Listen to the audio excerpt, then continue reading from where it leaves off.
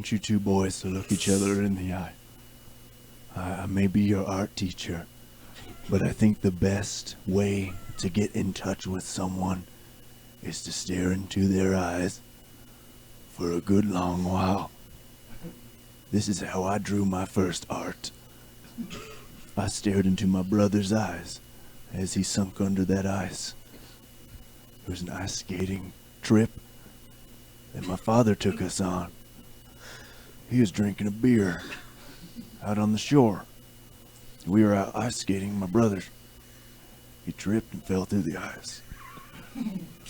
I had to watch him drown. Slowly. I was too far away to go get him. I'd have to scooch further up to the ice where it had cracked. I would have fallen in, do you understand? I would have fallen in.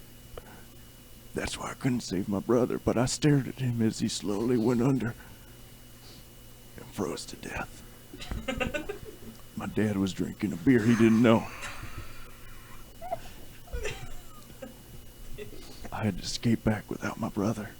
I told my dad that James was under the ice. He grabbed me and said, why didn't you scream? I said I was paralyzed in terror. I didn't know what to do. So that's why my dad and I don't get along up until this day. But afterwards, when I got back into my room, I sketched my first art. And it was of a tiger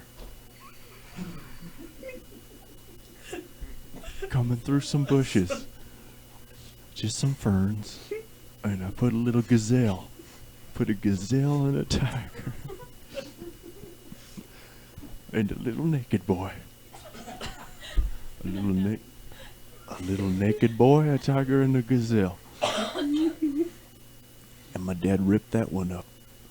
My second one I drew. A tiger, a boy, and one of those fountains. A little rock fountain. I showed it to my dad, he ripped it up. But the third one he kept. There's a tiger, a gazelle, and his favorite movie, Trolls.